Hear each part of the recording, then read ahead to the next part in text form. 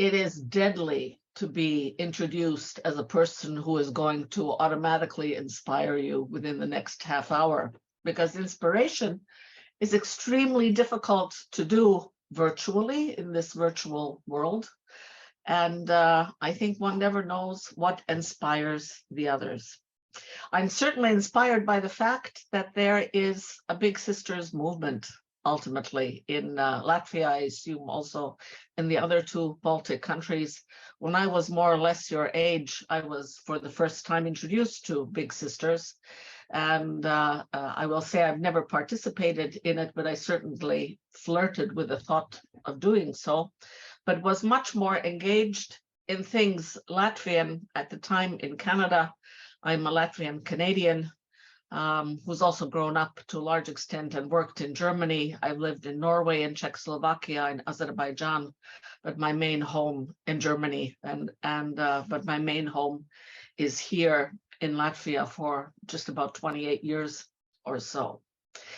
When I was invited to speak to you, it was, I guess, really about leadership. You know, what is it that is key to leadership, be it for women or for men? And what are the values that have actually followed me throughout this journey?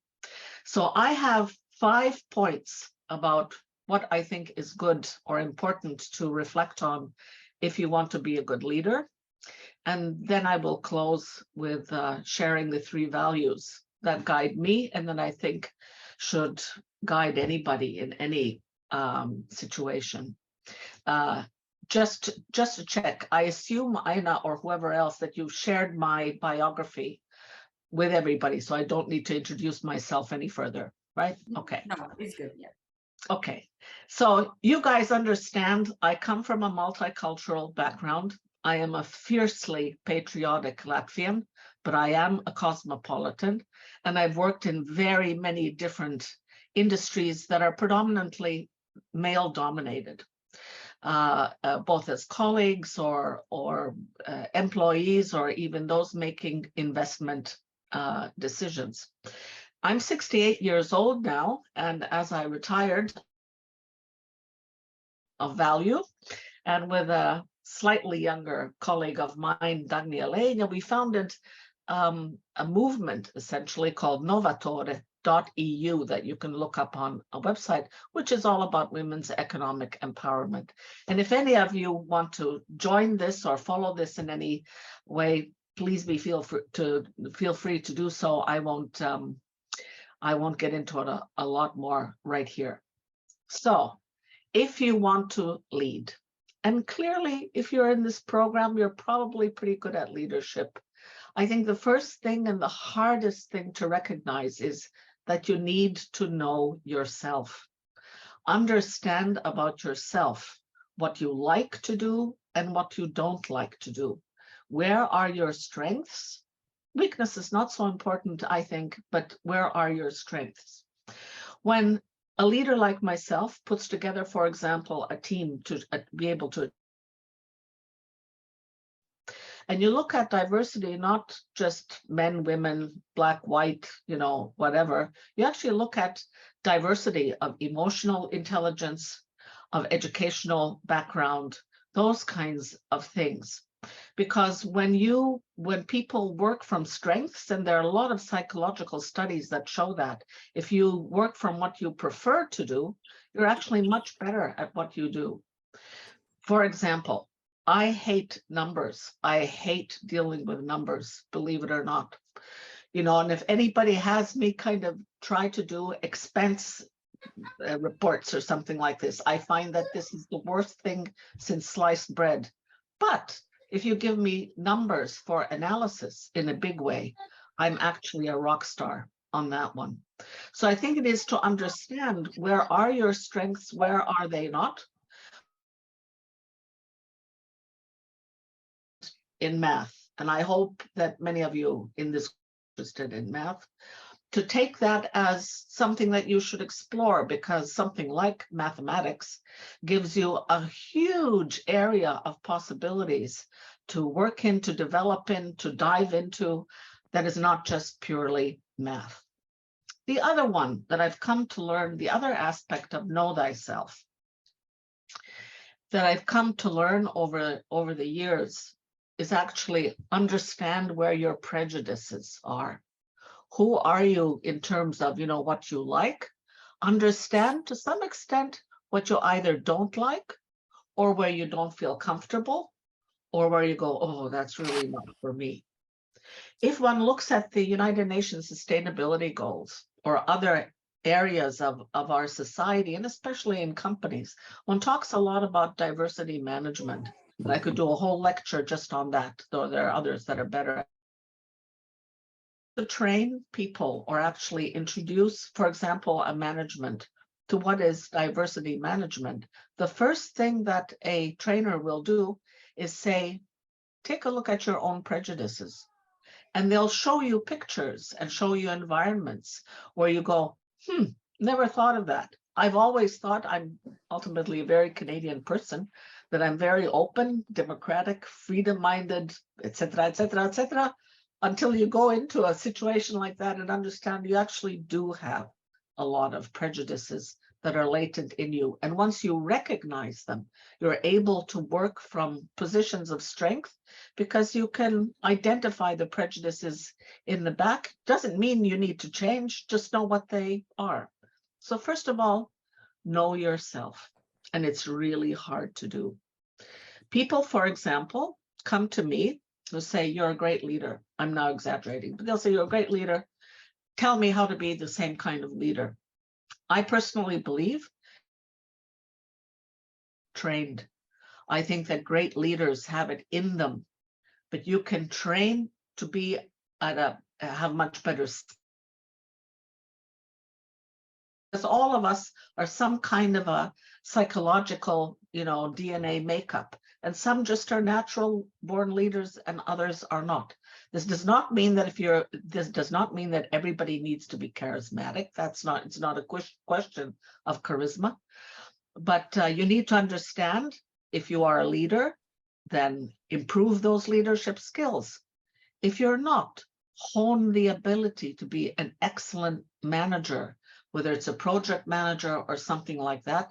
And I would invite everybody not to get hooked up on titles, because the more you try to put labels on yourselves, the harder it gets. Understand what's behind it.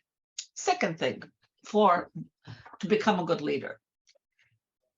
Frankly, just do it.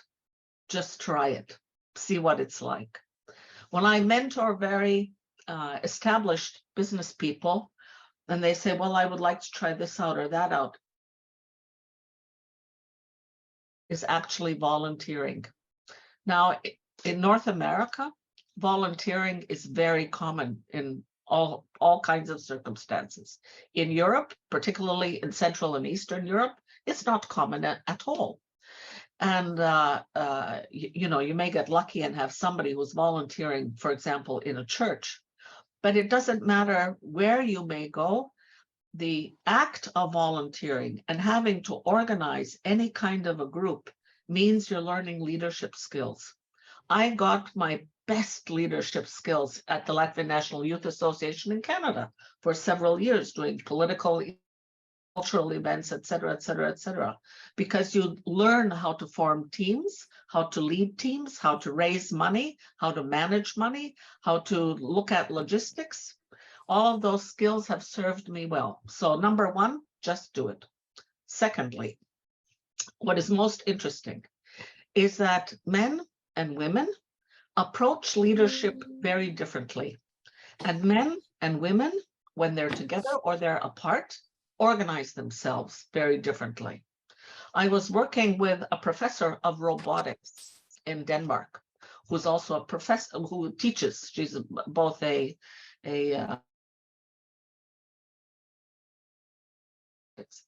she said it was very intriguing to see that when you had men and women, her students, put into one group and say, organize yourselves, to reach goal XYZ.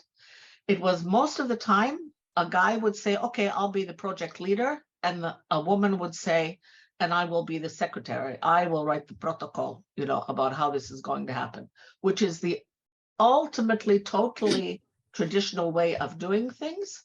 And these people would do the project in whichever way. When, however, there was a group that is just male or just female, they would organize themselves completely differently. Women tend to be more egalitarian. I think they probably don't want to step on each other's toes as much, but actually women come to the goal faster and with higher quality. And that is not only in this test situation, other studies prove that to be the case as well. I strongly believe, sort of that you need both, but I think it is important to understand how things work. Secondly, what is the difference between men and women as well? Men will go for any kind of a task much easier without thinking twice. This is the will go through any requirements first very scrupulously before applying for it. So if you see that there's something to do, just do it or just apply for it and you'll figure it out as you go along. Third one is, I think what your generation is going to be particularly strong at, and which mine is still learning, that is that there's no such thing as the perfect situation. With Novatore, for example, I'm learning we just do, we test things. You don't have to have perfection. Everything doesn't have to be thought through 100%. Just start doing something. And then when you come into obstacles or unknown territory, figure it out when you're there. And you will see what works and what doesn't work. This movement that we started for women's economic empowerment, we started with an idea for a club right before the pandemic started, and we're now into organizing a summit, doing special research, all those kinds of things, because as we went along to develop something, we saw that this probably isn't of that much interest. Maybe we should do this. Many of you may know it already from startup environments, but it's even more important in a sort of social initiatives such as Big Sisters, or for example, any of the situations that dealing with refugees. So just do it. Thirdly, once you know yourself, once you're starting to do something, it's really important to find the right companions for. In Latvian, they talk about ceļabiedri. Have the right companions. If you go into an unknown environment, and you don't feel that something's right, women are good at intuition. Maybe you shouldn't be there. Think about that. There are times when you really shouldn't be there, because if you don't feel comfortable, it means you don't trust an environment, you don't trust the people, or you don't trust the process, or whatever it is. You will not perform well, and you'll be very unhappy. If you are happy, or at least more or less happy, positive, you will perform better, you will take other people with you. And there is no such thing as one lonely leader. Elon Musk may think he's one, but he can't do anything without the people around him. So it's important to have really good people around you to be able to achieve anything. And the teams that one creates, I think that if you go off and people will be on the very same road with you journey for many decades to come. You learn to work with each other, even if though you may part at one point and come back. It's important to have the right companions along the way. Right companions can mean find a good mentor. I had some really good mentors along the way in my career. And I also had very good examples of what not to do in my career, just as important. And then the few colleagues that you could sit down and really say, gee, is this right or is this wrong, or how do we do it better, where you feel that you have sort of a trustworthy and also an inspiring way to go. Point 4. I think that really great leaders, especially in business, fearlessness. It doesn't mean stupidity. It doesn't mean being absolutely idiotic, but that you actually are willing to be a risk taker. People do not lead in a strong way that doubt a lot of things. You may question a lot of things, saying, wonder about this and wonder about that. But you need to be able to go into the unknown and have the others follow you into the unknown, which is, they trust you as leader. And it doesn't matter if you're a leader of a Girl Scout group, or a large corporation. It is a bit about the fearlessness factor. If you know that you have it, I, for example, know that I have it. And I have a sister, a very prominent sister who works in theater, who has a fearlessness category that I can't even begin to quantify. But, she's scared of a lot more things than I am. And then, and I see that for a business environment, it's important that I'm actually not so scared of a lot of things than, for example, she would be. It is about being scared of environments and scared of people. Because if you are a leader, you need to be able to convince other people about a lot of things. And this fearlessness includes the ability to communicate. Because leaders need to explain and talk and inspire and share knowledge, find others, etc., etc. I would say that 80% of leaders' time is spent on communication in whichever way. And in our day and age of social media and things happening at the drop of a hat, especially when you don't expect it, the ability to understand communication and know how to do it, or what tools to use, is important. I mean, when somebody tells me that TikTok is important, I just go bananas. I think that is the stupidest way of communicating just about anything. And I'm probably, not being slightly unkind to some others in this, virtual room, but I take TikTok into account. This just by way of, of sharing. This is, or by illustration. So I think the question of being able to understand how to deal with things that you may be facing that you don't like, and that you need to understand within the fearlessness, the tools of communication, is really important. Fifth point, in any situation, know how to leave it behind. When I was leaving the Volkswagen Group in Wolfsburg in Germany, I had this really Prussian colleague, about 15 years older than me, Harald Schmidt, remember him well. And when as in all big organizations, there are people that you never see again in your life. You're kind of going, oh, thank God, I'm leaving this behind. And Schmidt said to me, Frau Rubesa, he says, it's important to know how to leave a space, because you never know when you're going to meet the second time again in life. And your roles may be very changed. And I think he's very right. I'll give you a fun example. Our current Prime Minister, Christian Skarinj, I know his parents well. We kind of grew up in the same environment in North America. And then he became the distributor and seller of hot dogs, Sibylla hot dogs, to Statoil. We did not have an easy relationship. And now he's prime minister. You never know when you're going to meet a second time again in life. And I think that Schmidt really taught me this, being sort of respectful of how you leave and what impression you actually,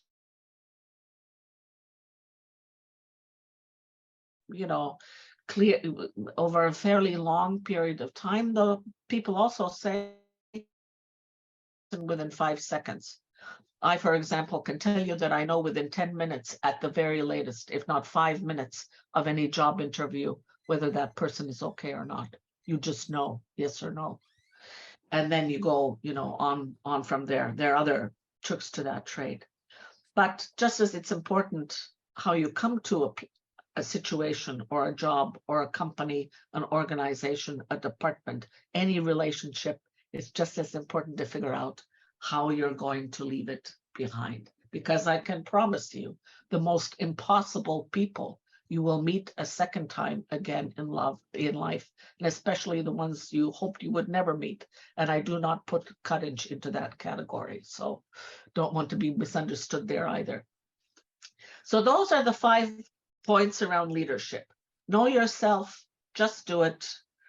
Find the right traveling companions for your journey. Be fearless and know how to leave. Are the 3 values that I think underpin it all? It was a very good question that was put to me. Can you tell me what the values are? Sure. But these are the that came to me when reflecting on this question. I think the first one is that you must find a level of integrity. There must be integrity in what you do. Some would say you have to be honest. I think honesty is a term that one could discuss what one exactly means with brutal honesty and all of these kinds of things. I think that integrity is very important. You cannot say one thing and do another. That seems completely contradictory. You will never be trusted as a leader if you go forward, with that. So integrity, I think, is a very important value in whatever you do, under whichever circumstances. Second one, I think, is, and I don't know if it's a value, but I think that it is important to, it goes back to communication. I am an unbelievable believer in the need for having a very well-trained ability for communication. And that means that you also have to be able to listen. And I think that the older that people get, for a long time, they listen less. They think that they're big listeners, but they're actually, there's a lot of noise. We have a lot of noise around us. And continue all the time. You'd be very surprised by how differently things are interpreted. I speak 4 languages fluently, and 2 I've learned in passing and sort of left again. Every language has words that are untranslatable. They're just untranslatable. In Nova Torah, we talk about sisterhood, and then I think that there's a strong need for better sisterhood that I'm very sure of. But this does not translate into Latvian. You have brotherhood as a positive, thing, brālība, but mas, so it is clearly not a thing in our language. And the fact around listening is, the first thing I learned when I moved into a post-Soviet environment in the first place was actually in Prague in Czechoslovakia, is that when people talk to me, my first question was, what are they not telling me? What is that is not being told?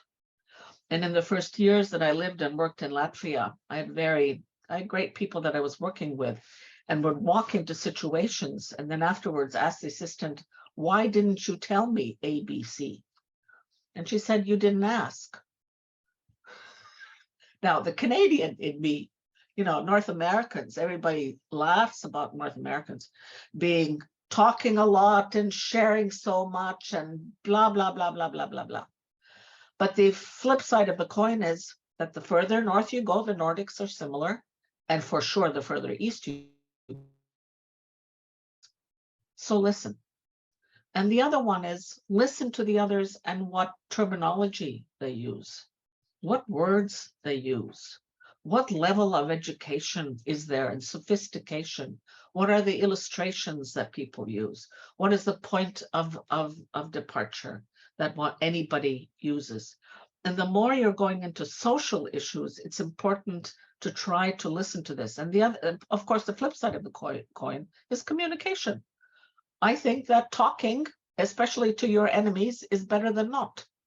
I was brutally bullied in one of my last executive positions, brutally bullied in front of a whole bunch of people on a regular basis. It was verbal violence. But the good news is that I A, learned to take it, B, I learned to calmly talk back, and B, was able to achieve moving forward until there's a other with this. But anyways, integrity, listen. And the third one is about openness or transparency. I think that transparency is really important for healthy societies and healthy businesses.